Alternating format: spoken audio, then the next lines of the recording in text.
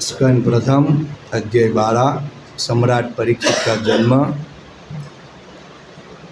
तदभिप्रेतमालक्ष्य भ्रातरो अच्युतचोदिताः धनं प्रहीणमाजहु हृदिच्चां दिशि भूरिशः।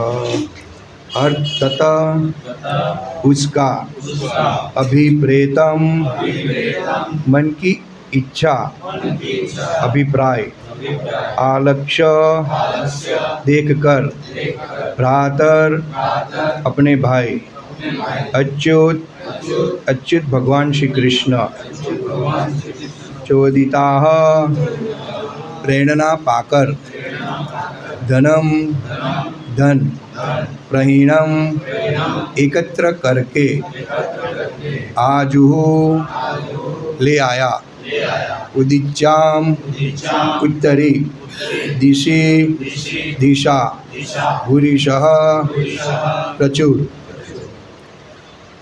अनुवाद या तात्पर्य श्रीमती श्री भक्ति वेदांत स्वामी प्रभुपाद के द्वारा। राजा की हार्दिक इच्छाओं को जानकर उसके भाइयों ने अच्युत भगवान कृष्ण की प्रेरणा अनुसार उत्तर दिशा से राजा मरुद द्वारा छोड़ा गया प्रचुर धन एकत्र किया। महाराज मरुद ये विश्व के एक महान सम्राट थे। उन्होंने महाराज युधिष्ठिर से काफ़ी पहले संसार पर राज्य किया था। ये महाराज अविक्षित के पुत्र थे और सूर्यदेव के यमराज नामक पुत्र के महान भक्त थे। इनका भाई संवर्त देवताओं के विद्वान पुरोहित बृहस्पति का प्रतिद्वंद्वी पुरोहित था। उसने शंकर यज्ञ का संचालन किया, जिससे भगवान इतने प्रसन्न हुए कि उन्होंने उसे स्वर्ण के पर्वत शृंग का अधिकार बना दिया। यह स्वर्ण शृंगु हिमालय के पर्वत में कहीं पर है और आधुनिक साहसिक यात्री इसकी खोज कर सकते हैं। यह सम्राट इतना शक्तिशाली था कि प्रतिदिन यज्ञ समाप्त होने के बाद इंद्र, चंद्र तथा बृहस्पति लोगों के देवता उसके महल में आया करते थे।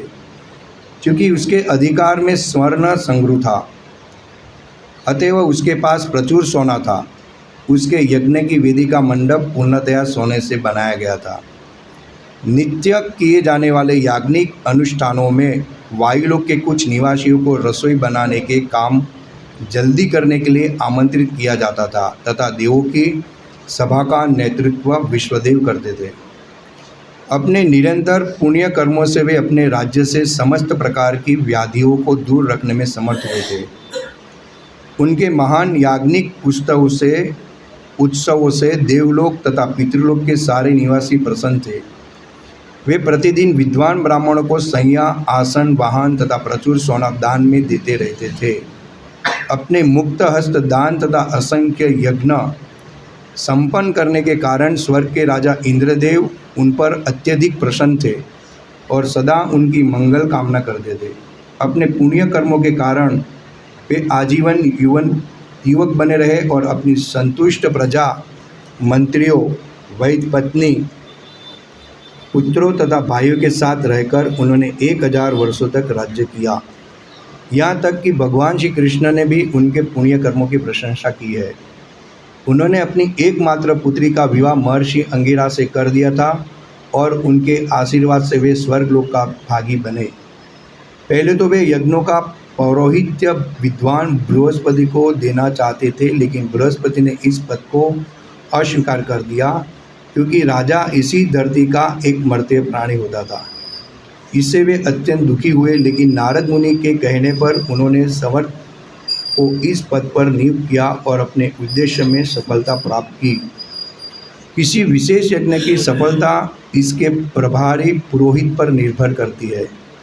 इस युग में सभी प्रकार के यज्ञ वर्जित है, क्योंकि तथाकथित ब्राह्मणों में कोई ऐसा विद्वान पुरोहित नहीं है। वे बिना किसी योग्यता के ही ब्राह्मण पुत्र होने से ब्राह्मण बन जाते हैं। अतएव इस कलयुग में केवल एक प्रकार के यज्ञ की संस्तुति की गई है, वह है संकीर्तन यज्ञ, जिसका उद्घाटन भगवान श्री चैतन्य महाप्रभु द्वारा हुआ था। ओम अज्ञानतिमिरन्धस्य ज्ञानाञ्जनशलाकया चक्षुरुन्मीलितं तस्मै श्रीगुरवे नमः। वन्देऽहं श्रीगुरुं श्रीयुतपदकमलं श्रीगुरुं वैष्णवाच श्रीरूपं साग्रजातं सहगण रघुनाथाद्यं तं सजीवनं साद्वैतं सावधूतं परिजनसहित कृष्ण चैतन्य देवं श्री राधा कृष्ण पादां सहगण ललिता श्रीशाखान्वितं च।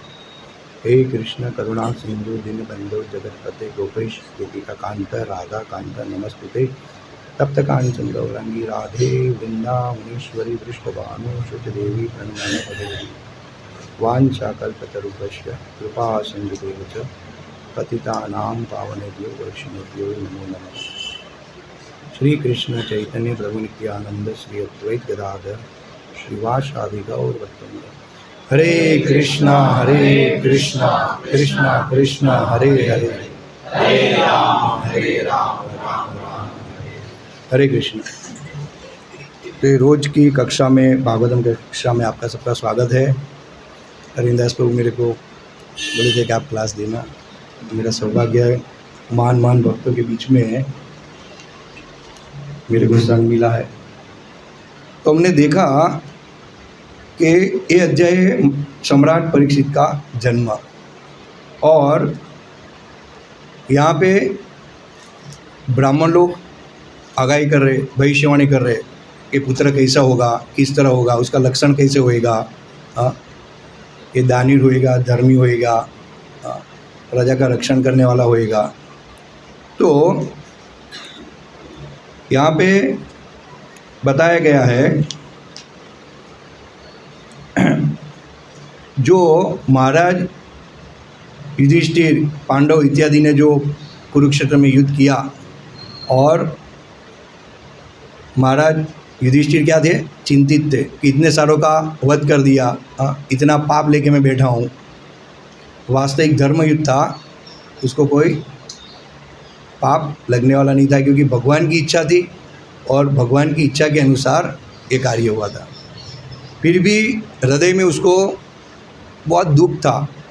तो अभी वो राजसूय यज्ञ करने चाहते थे, धन था नहीं, क्योंकि पूरा धन कुरुक्षेत्र की युद्ध भूमि में व्यर्थ हो गया था ज़्यादातर, और जो प्रजा थी उसके पास थोड़ा बहुत कर वसूल करके धन उनके पास था।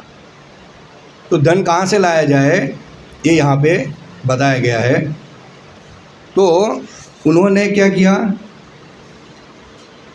तत अभिप्रेतम, उसकी मन की इच्छा उसने बताई। किस किस को बताई, आलक्ष्य भ्रातरम अच्युतम, भ्रातरम अपने भाई को और भगवान कृष्ण को, कि भाई अभी जो ये राजसूय यज्ञ करने गया, 3 यज्ञ करने गए थे उनको, राजसूय यज्ञ, तो धन कहाँ से लाया जाए, और चोरी लूटपाट का भी धन हो तो इसमें यूज़ नहीं कर सकते, उसका उपयोग नहीं कर सकते। तो राजा की इच्छा और भाई और भगवान कृष्ण की इच्छा से उनको बताया गया कि महाराज मरुत ने जो धन रखा था, यहाँ पे महाराज मरुत का वर्णन किया गया है कि विश्व के महान सम्राट थे। युधिष्ठिर महाराज के पहले वो महाराज सम्राट थे, और उसको एक शंकर यज्ञ किया गया, और उसमें उनको श्रृंगु पर्वत सोने का दिया गया था। और इतना सोना था, इतना उदारशाली थे वो, कि ब्राह्मण को प्रतिदिन वो दान दिया करते थे, और उसकी जो वेदी भी थी यज्ञ की, वो भी सोने की थी, आप समझिए। और इतना दान ब्राह्मण को देते थे कि वो ब्राह्मण खुद ले भी नहीं जा पा रहे थे। जो सबको भोजन इत्यादि देते थे वो भी सोने के बर्तन थे, तो वहीं पे छोड़ के जाते थे। तो वो पूरा धन उसने क्या किया, हिमालय में रख दिया, पूरा जितना भी था इतना। तो यहाँ पे इनको सलाह दी जाती है कि भाई आप ये उत्तर दिशा की ओर जाओ और ये धन लेके आप यज्ञ करो। तो यहाँ पे बताया गया है महाराज मरुत के बारे में कि उन्होंने महाराज युधिष्ठिर से काफ़ी पहले संसार पर राज्य किया था। ये महाराज अविक्षित के पुत्र थे और क्षीरोदेव के यमराज नामक पुत्र के महान भक्त थे, और श्रवण पर्वत उनको दिया था। तो यहाँ से हमको सीख मिलती है कि राजा का एक कर्तव्य क्या है, और एक भक्त का कर्तव्य क्या है। यहाँ पे देखो भागवतम में ज़्यादातर उदाहरण जो भी एग्जाम्पल दिया है भक्तों का दिया है। किसी अभक्त का ये सब नहीं दिया है। हाँ, और ये लोग ने पूर्व जन्म ने ऐसे कुछ कर्म किए हो गए, यहाँ तक कि ये मरुद राजा स्वर्ग में भी जाके आ गए। आप समझो, हम इस शरीर लेके स्वर्ग में नहीं जा सकते, इतने पुण्यशाली, इतने शक्तिशाली थे, तपस्वी थे लोग। हाँ, तो भक्तों को एक सीख मिलती है कि हमारा उद्देश्य है भगवान के धाम में जाना। ऐसे तो भगवान भक्तों की कोई अभिलाषा नहीं रहती, अन्य अभिलाषिताम शून्य, लेकिन वास्तविक हम इस 3 गुण के प्रभाव में और कलयुग के प्रभाव में है, और हमारा हर एक का इच्छा है कि दुखालय शाश्वतम, ये दुख का जगत छोड़ के हम भगवान के धाम में जाए। क्योंकि यहाँ दुख तो है ही, जैसे पांडवों पे जो दुख आया वो दुख हम पे आए तो हम सहन ही कर नहीं पाएंगे, वो आत्महत्या ही कर लेगा। तो भक्ति में प्रगति कहाँ से होती है, आप समझिए। भक्ति में प्रगति होती है सेवा में रुचि। हम भगवान के नित्य दास है, और हमारा स्वरूप है भगवान की सेवा करना। और जहाँ से हमारी प्रगति होती है वहाँ हम पीछे आ जाते हैं।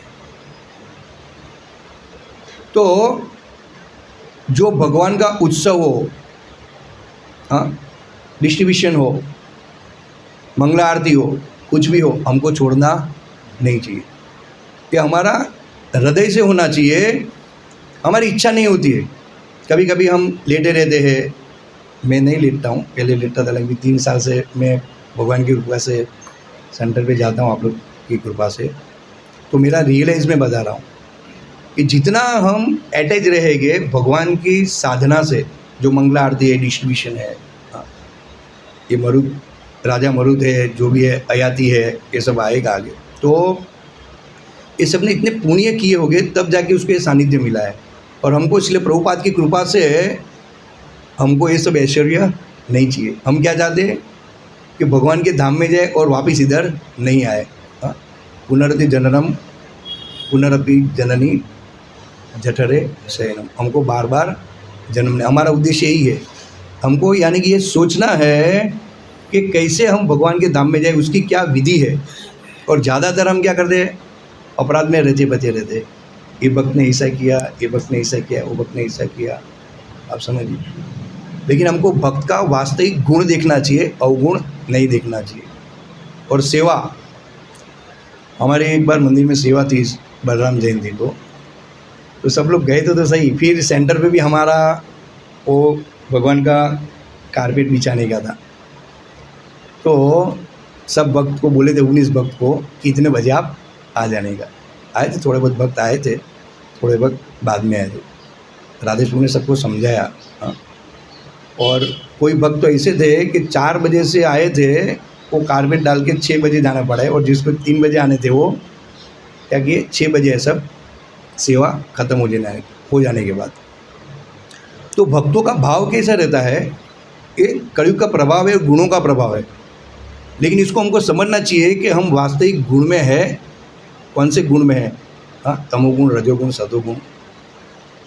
हमारा एक उद्देश्य मन में ऐसा रहता है, क्योंकि परमात्मा रूपी भगवान अंदर विराजमान है, इसलिए हमारी वो महाप्रभु आए थे, वो सब नोट करते हैं। तो महाप्रभु ने बोला था कि हमारी कोई ऐसी इच्छा हो तो भगवान को बोल देना चाहिए कि भगवान ये मेरी इच्छा आप नोट मत करने का, वरना भगवान वो भी अंदर कर दे। क्योंकि हमारी इच्छा है ना, यम यम व्यापी स्मरण भावम, हम जैसे स्मरण करेंगे वैसा हमको ये देह प्राप्त होएगा।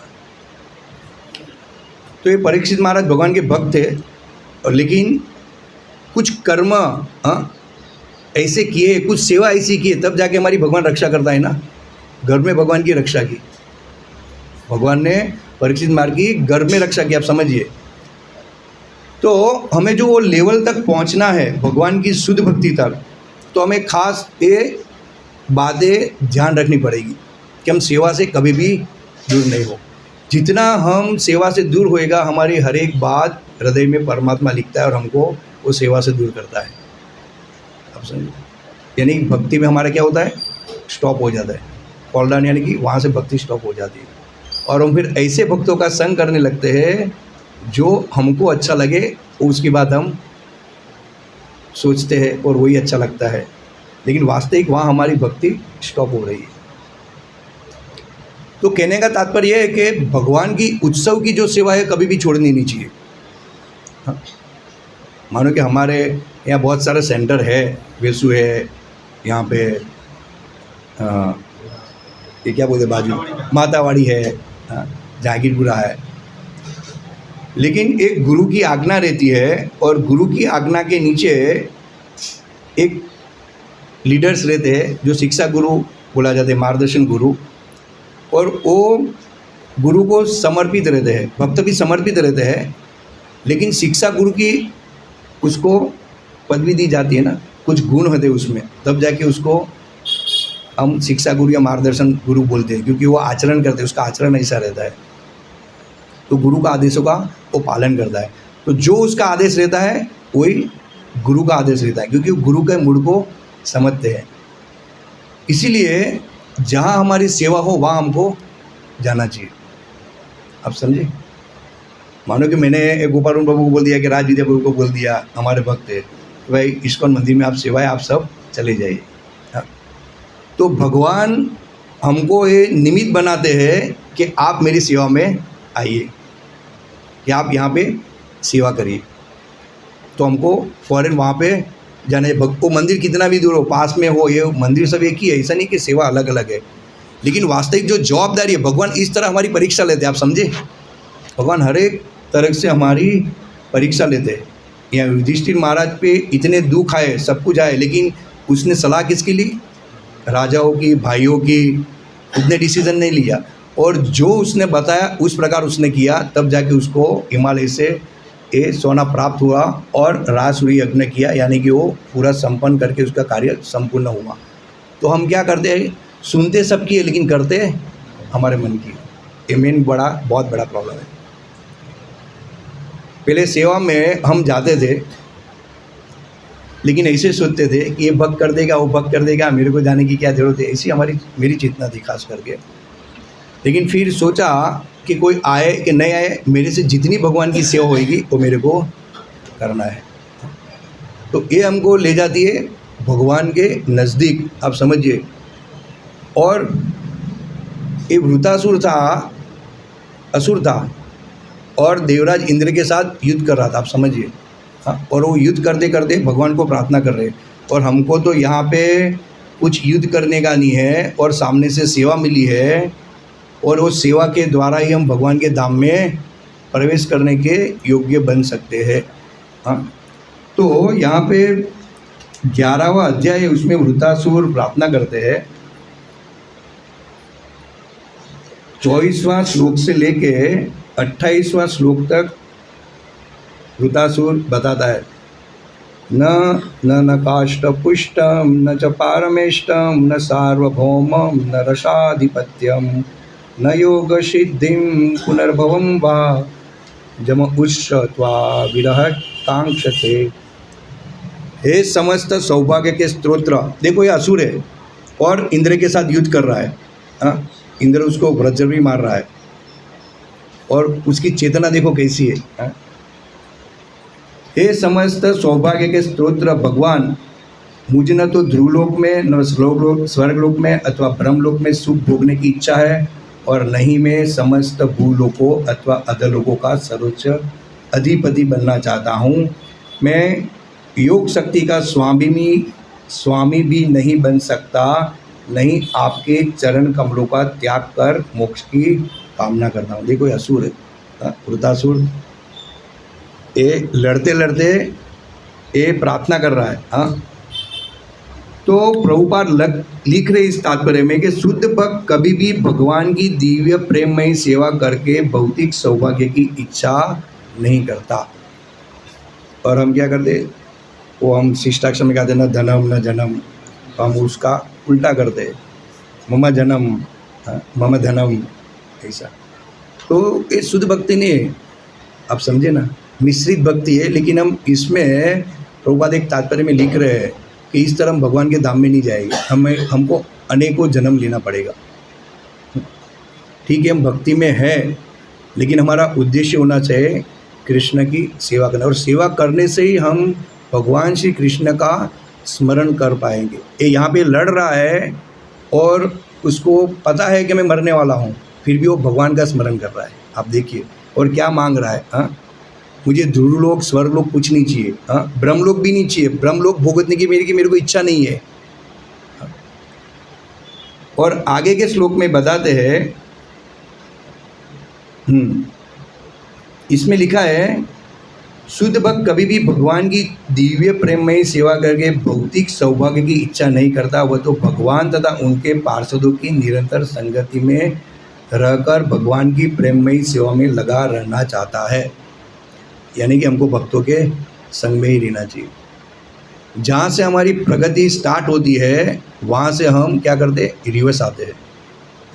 हाँ, हम ममेति, यानी कि मैं सही हूँ, लेकिन हम कभी भी सही नहीं है। हमको अगर जूनियर भक्त हो, सीनियर भक्त हो, कोई भी हो, अच्छी शिक्षा मिले तो हमको ग्रहण कर लेनी चाहिए। शुद्ध भक्त की यही अभिलाषा रहती है कि वह भक्तों को संगति में रहकर भगवान तथा उनके दासानुदासों की सेवा करता रहे। तांदेर चरण सेवी भक्त सेने व्यास, जन्मे जन्मे है यही अभिलाष। यानी कि भक्तों की सेवा और आदेशों का हम गंभीरता से पालन करेंगे तो हम भक्ति में प्रगति करें। हम श्रवणम कीर्तनम विष्णु पाद सेवनम, श्रवण और कीर्तन मुख्य अंग है। हाँ, लेकिन उसको पानी देने के लिए, सिंचन करने के लिए हमको भक्तों का संग करना पड़ेगा, वैष्णव अपराध से बचना पड़ेगा। देखो, हम पूरे दिन भागते दौड़ते रहते, ये भौतिकतावादी लोग, बद जीव अभक्त, सुबह से शाम तक। अभी हम यहाँ पे बैठे हैं और यहाँ से हम निकलेंगे फ़ौरन हम कहाँ का क्या करेंगे, अभक्तों का संग हो जाएगा। हम कृष्ण का स्मरण हमको नहीं रहेगा। मार्केट कैसे चल रहा है, शेयर बाज़ार कैसे चल रहा है, मार्केट में तेजी है, मंदी है, दिवाली है, क्या उगरानी बाकी, इत्यादि इत्यादि। आप समझे, शादी का क्या हुआ, विवाह का क्या हुआ, जो भी हो, तो हमारा ये दूषित मन हमको क्या करता है, ये बहुत सोचने जैसी बात है। जो शिष्टाष्टम में हम 10 अपराध पढ़ते हैं तो सेवा के टाइम पे हमको उसको याद करना चाहिए। और ये राधा चंद्र गोविंद प्रभु के गुरु का नाम क्या है, राधा गोविंद महाराज। हाँ, ये श्लोक बता दे कि 4 श्लोक के भक्त को कंठस्थ करना चाहिए जिससे भक्ति में प्रगति हो। फिर हाँ, ये स्कंद 6 अध्याय 11 श्लोक संख्या 24 से 27 है। और फिर यहाँ पे ये वृतासुर बता रहा है, हे कमल नयन भगवान, जैसे पक्षियों के पंखविहीन बच्चे अपनी माँ के लौटने पर खिलाए जाने की प्रतीक्षा करते रहते हैं, जैसे रस्सियों से बंधे छोटे छोटे बछड़े गाय दुए जाने की प्रतीक्षा करते रहते हैं जिससे उन्हें अपनी माता का दूध पीने को मिले, या जैसे वियोगिनी पत्नी घर से दूर बसे अपने प्रवासी पति के लौटने तथा सभी प्रकार के तुष्ट किए जाने के लिए लालायित रहती है, उसी प्रकार में आपकी प्रत्येक सेवा करके अवसर पाने के लिए सदैव उत्कृष्टा रहता हूँ। देखो, वृतासुर बता रहे हैं, अब समझिए। कोई पति कमाने गया हो तो पत्नी उसकी राह देखती है, उत्कृष्टा रहती है। हाँ, बछड़े जब गाय धोते तो बछड़े देखते हैं कि कब ये हमको छोड़े और कब माँ के पास जाए। हाँ, और पंख विहीन बच्चे अपनी माँ को लौटने को, जो छोटे छोटे पंखी माले में रहते हैं, हाँ, घोंसले में उड़ नहीं सकते, तो इसकी माँ आती है कब उसको खाना खिलाए, इसे इंतज़ार कर दे। उसी तरह मैं आपकी सेवा करने के लिए उत्सुक हूँ। देखिए, आप समझिए। हाँ, भगवान को ऐसे नहीं बोलता कि मैं आपके धाम में आने के लिए उत्सुक हूँ, मैं सेवा करने के लिए। यानी कि सेवा में कितना बड़ा भार दिया गया है। हाँ, और वही सेवा से हम भगवान का आत्मक साक्षात्कार कर पाएगी, वरना संभव नहीं है। हम समझे कि हम इस्कॉन में आ गए, दीक्षा हो गई है, 16 माला करें, हमारे 16 माला भी कहाँ सही से हो रही है। हाँ, करते करते हम बात करते हैं, नहीं करना चाहे तो भी कोई आके प्रभु जी ये करने का, प्रभु जी वो करने का, हम नहीं जाते फिर भी आ जाते हैं ना। हाँ, हमको कोने में जाके बैठना पड़ता है कि कोई नहीं आए तो वहाँ भी कोई बुलाने आ जाता है। तो ऐसी परिस्थिति है, तो हमें सब ध्यान रखना पड़ता है। हाँ, हमारी माला सही से नहीं हो रही, हमारा रीडिंग सही से नहीं हो रहा है, हमारी सेवा सही से नहीं हो रही है, कहाँ से हम भगवान का स्मरण कर पाएंगे अंत समय में। शुद्ध भक्त की अभिलाषा रहती है कि वह स्वयं भगवान के निकट पहुंचकर उनकी सेवा करे। हम भगवान के निकट जाके सेवा करें ना। जो सेवा हम यहाँ कर रहे हैं वही सेवा हमको वहाँ करनी है। हाँ, यानी सेवा में हमारी निर्युक्तता, जो बोलते हैं ना, इच्छा नहीं हो, हाँ, तो हम भगवान का स्मरण कर पाने के लिए हमारे लिए संभव नहीं है। हमको लालायित रहना चाहिए, भले हमसे सेवा नहीं हो, क्योंकि हम क्या है, पूरे दिन थके रहते हैं। और आज प्रभु जी ने भी ऐसा ही लेक्चर दिया था राधे श्लोक में कि ऐसे भक्तों के सावधान रहना चाहिए जो हमें भक्ति से दूर रखते हैं। आप समझे, यानी कि भक्त को इतना क्लियर होना चाहिए कि मेरे लिए श्रेयकर क्या है, अच्छा क्या है।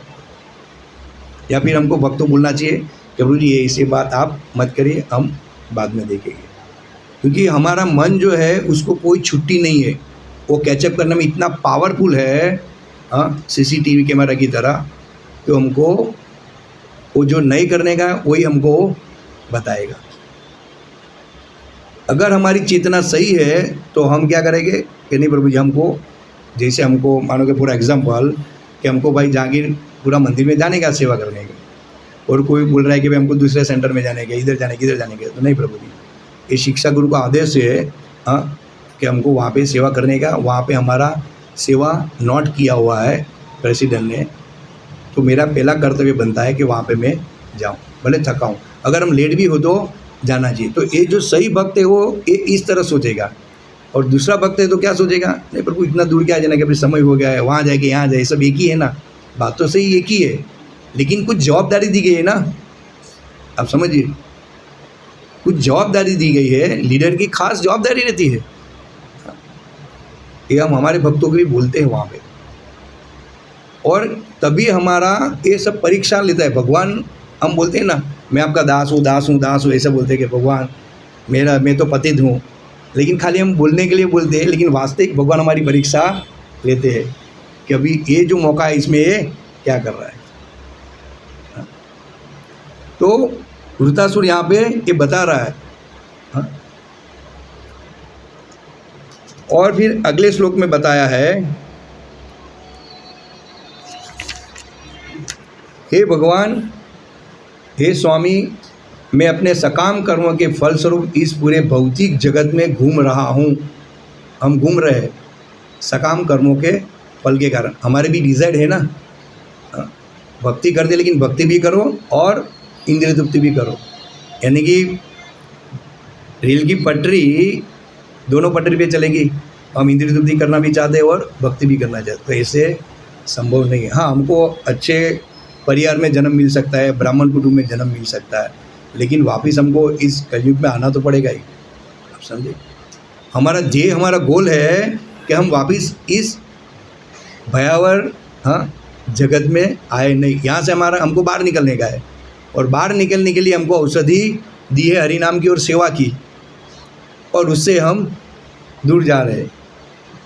तो हे भगवान, हे स्वामी, मैं अपने सकाम कर्मों के फलस्वरूप इस पूरे भौतिक जगत में घूम रहा हूँ, और मैं आपके पवित्र तथा प्रबुद्ध भक्तों की संगति की ही खोज कर रहा हूँ। देखिए, ये वृतासुर लड़ते लड़ते, आप सोचो तो सही, इसकी चेतना कितनी पावरफुल होएगी।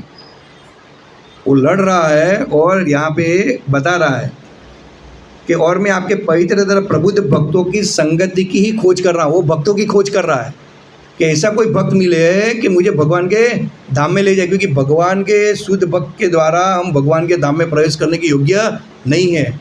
और हम समझ रहे हैं कि इससे हम बहुत आगे बढ़ चुके हैं और हमने दीक्षा ले ली है, हमसे बुद्धिशाली कोई नहीं है। माया का पहला प्रभाव, पहला प्रहार करती है माया कि तुम सबसे सर्वश्रेष्ठ हो, तुम जो सोच रहे हो एकदम सही सोच रहे हो, और जो तुमको गाइडेंस दे रहे भक्त वो भी एकदम सही दे रहे, तुमको और किसी की गाइडेंस की ज़रूरत नहीं है।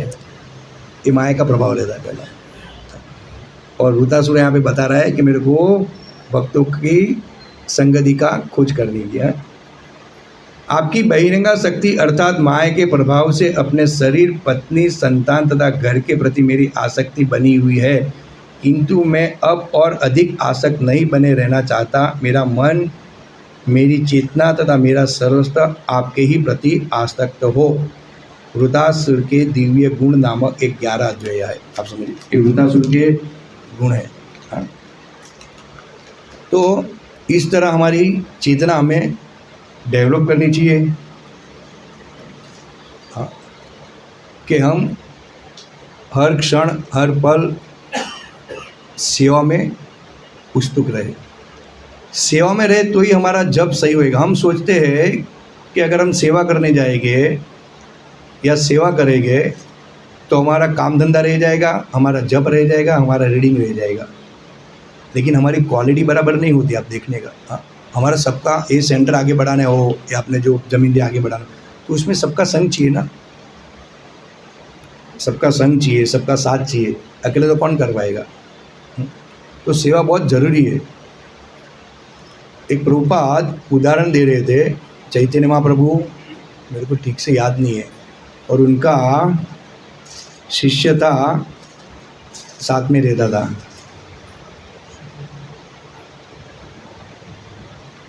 खाना दवा देता था और पैर दबाता था, गोविंद करके था। हाँ, तो वो चैतन्य महाप्रभु का पैर दबाने की उसकी सेवा थी और भोजन देने की।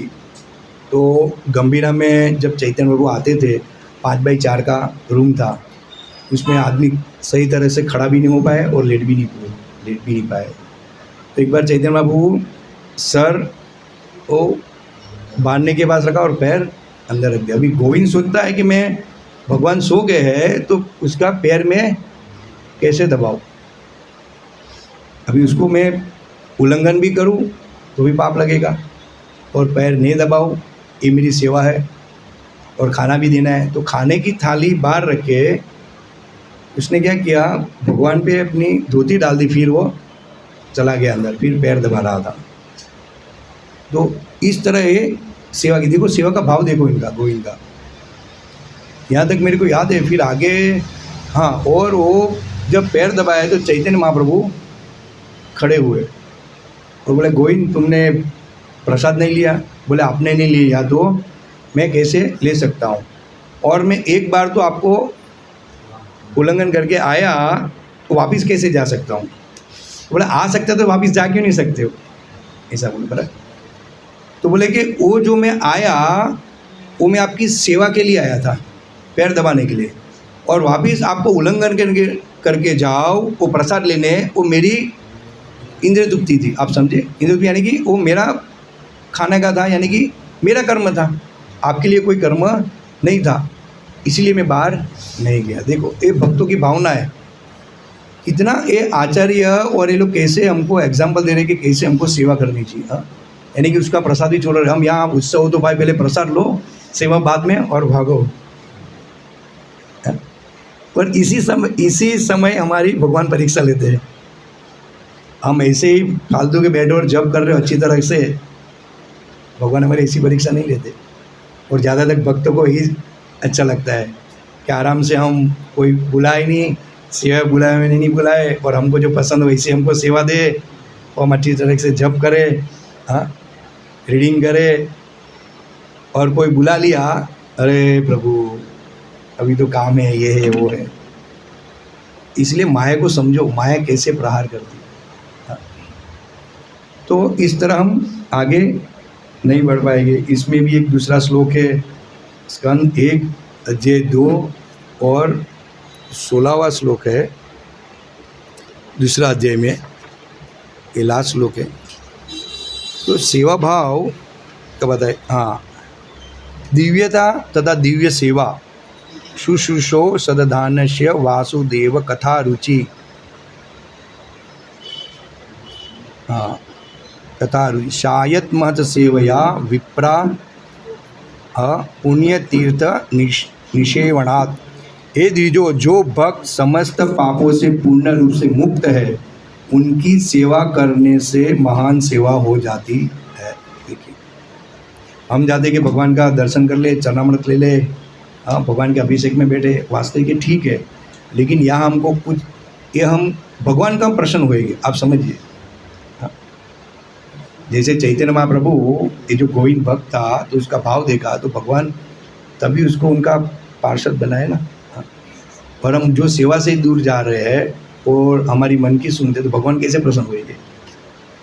हम सोचते हैं कि हम यहाँ पहुँच गए, वहाँ पहुँच गए, हमने अच्छा दर्शन किया भगवान का, चरणमत ले लिया, हाँ, ब्रह्म संहिता चल रही थी।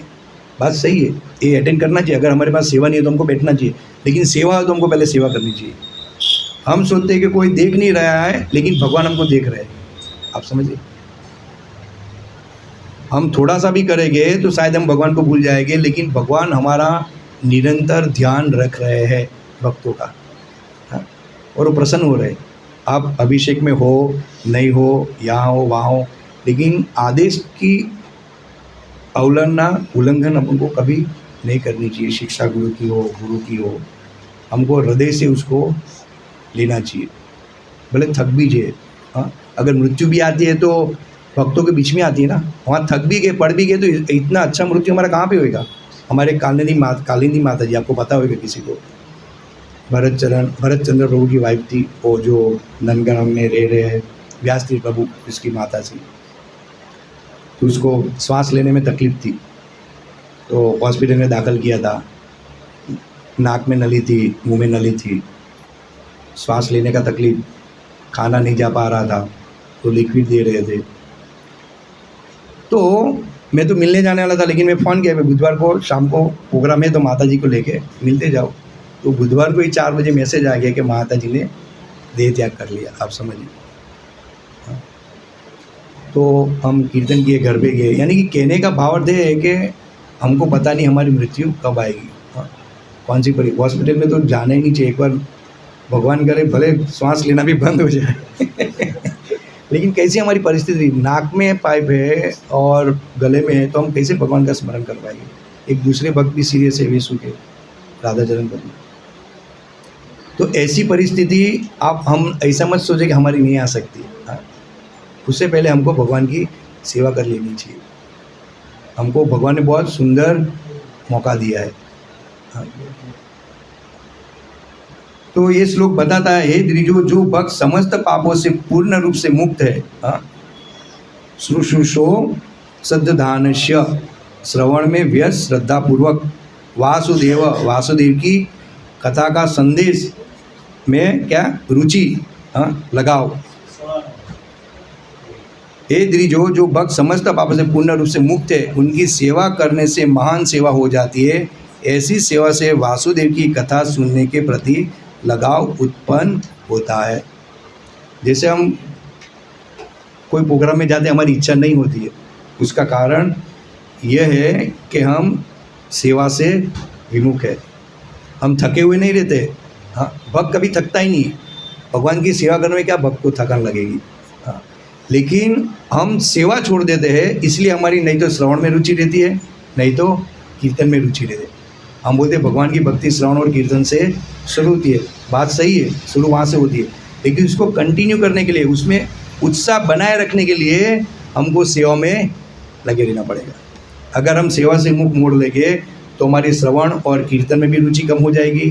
हाँ, भक्तों के संग से भी हमारी रुचि कम हो जाएगी। भगवान का जो हम पुस्तक कीर्तन करें उसमें भी हमारी रुचि कम हो जाएगी, और हम क्या कर बैठेंगे, अपराध और हम अवगुण देखने लगेंगे। हाँ, ये ऐसा है, वो ऐसा है, ऐसा इत्यादि इत्यादि। ये भौतिक जगत ऐसा ही है। हाँ, सब ऐसा ही है, हम भी ऐसे ही है, लेकिन हमको गुण देखना है, कि वृतासुर की तरह, और यहाँ पे भगवान जो बता रहे उस तरह। तो ये श्लोक हमको यही सिखाता है। युधिष्ठिर महाराज, हाँ, धर्मपरायण, 5 पांडव, कुछ नहीं था, सब कुछ चला गया था। हाँ, अज्ञातवास, लेकिन भगवान कृष्ण उसके साथ में थे, और हमारे साथ में ये भागवतम रूप में, शब्द रूप में हमारे साथ में भगवान है। श्रील प्रभुपाद की वाणी है, गुरु की वपु सेवा, वाणी सेवा, भक्तों का संग, ये हमें कभी भी छोड़ना नहीं चाहिए। तो मेन है सेवा। सेवा से कभी हमको दूर नहीं भागना चाहिए।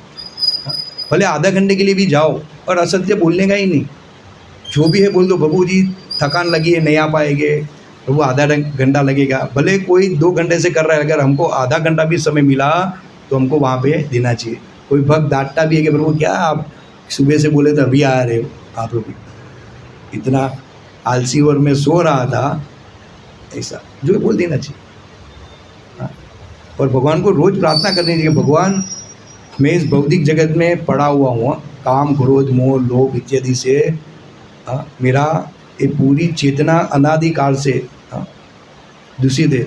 कृपा करो उसमें जो भी बीज उदित है, काम क्रोध मोह लोभ धाम अपराध सेवा अपराध वैष्णव अपराध, उसको आप जला के भस्म कर दीजिए, जिससे मेरी चेतना भक्तों की सेवा में और आपकी सेवा में शुद्ध हो। इसे हमको प्रार्थना करिए। आप भक्त जहाँ भी रखे हमें आशा नहीं करनी चाहिए। आप कुछ ग्रह पे रखो, जो भी युग में रखने का, धरती स्वर्ग में जहाँ भी रखो, आपका नाम रूप गुण लीला इत्यादि का कदापि हमको विस्मरण न हो। ये हमारी प्रार्थना। भगवान को रोज प्रार्थना करो तो हम सेवा में अवश्य लगेंगे, और सेवा में लगेंगे तो हमारी प्रगति होगी। बिना सेवा के हम कभी भी प्रगति नहीं कर पाएंगे। इसलिए यहाँ युधिष्ठिर महाराज भी अभी क्या कर रहे हैं, भगवान को प्रसन्न करने की विधि देख रहे। अश्वमेध यज्ञ, वास्तविक सब यज्ञ के भोक्ता तो भगवान ही है। और जब राजसूय यज्ञ हो रहा था तो पूछा गया भाई किसकी सेवा करनी चाहिए, कौन उत्तम है इसमें। तो उत्तम श्लोक की जिसकी स्तुति है, भीष्मदेव बता रहे कि वासुदेव कृष्ण है, स्वयं भगवान है। इसी तरह हमारे बीच में शुद्ध भक्त रहते हैं, तो हमको पता नहीं चलता है। और हमको इसे हरिदास प्रभु, राधेश प्रभु इत्यादि सब मिले, सर्वेशा जी प्रभु जो लीडर के रूप में जो वो मार्गदर्शन करते हैं, ये हमारा बहुत बड़ा सौभाग्य है। तो यही है, हमको सेवा से कभी भी दूर नहीं जाना चाहिए अगर हमको भक्ति में प्रगति करनी है तो। हरे कृष्णा। श्रीमद् भागवतम की जय, श्रील प्रभुपाद की जय। वांछा कल्पतरुभ्यश्च कृपा सिन्धुदेव च पतितानां पावनेभ्यो वैष्णवेभ्यो नमो नमः। हाँ बोलिए।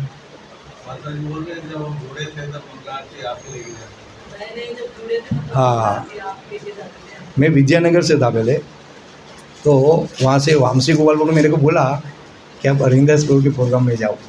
लेकिन फिर भी मैं इस्कॉन से जुड़ा नहीं था, लेकिन मेरा ऑडिट इत्यादि रहता था या गांव जाने का रहता था, तो विद्यानगर में स्टे करता था और वहाँ से ही मैं लाइफ मेंबर बना था। तो वो लोग जैसे सेवा अर्चना कर रहे थे वैसे ही मैंने ये छवि और परंपरा इस्कॉन में नहीं था, उसके 4 साल पहले मैंने घर पे ऐसे ही परंपरा स्थापित की थी और वहाँ से मैंने सीखा था, तो वैसे ही मैं घर पे ये सब कर रहा था। लेकिन भागवत मैंने नहीं लिया था, भगवद गीता, भक्ति रसामृत सिंधु, कृष्णा इत्यादि लिया था। तो मैं घर पे सब करता रहता था। और एक बार वनिता विश्रम में स्टॉल लगा था, तो जगन्नाथ दामोदर प्रिया माता जी थे, तो उसने मेरे को श्रीमद् भागवतम दिया घर पे आके। मेरे पास उस टाइम पे पैसा नहीं था, बोले घर पे आके दे जाएंगे, तब वो दिया था। और एक फर्स्ट टाइम मैं पाटिया से जुड़ा था, भरत पाटिया के यहाँ से मैं जुड़ा था, मॉडर्न टाउन से। और 2-3 संडे में आया, फिर जगन्नाथ दामोदर मेरे को उठा के नानपुरा में ले गए, क्या प्रभु जी यहाँ भी आओ। और फिर मैं वहाँ से उधर ही ज्वाइन हो गया। देखो भगवान कितने दयालु है। ऐसा हम जो भी इच्छा करेंगे तो भगवान, लेकिन हमारी एक ही इच्छा होनी चाहिए कि हम आगे बढ़े और सबको साथ में रखें। भले भक्त अलग अलग, लेकिन उत्सव में, इसमें सब में हमको साथ देना चाहिए, क्योंकि यही तो हमारा परिवार है।